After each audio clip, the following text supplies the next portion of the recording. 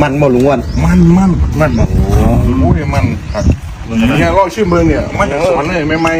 เอาผมต้องกินพริกเกลือก็ได้มันครับก็ว่าตั้งมั้งก็ต้องกินเลย อย่างตัวเอามาอย่างมาดิม่วงมันกินนะกินเอาไปกินเนาะม่วงส้มมามันส้มมาก็ต้องจิ้มเลยนี่มันเนาะเอาดิป่ะ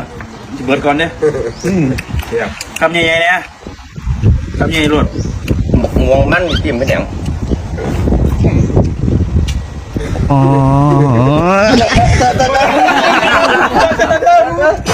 มันเปรี้ยว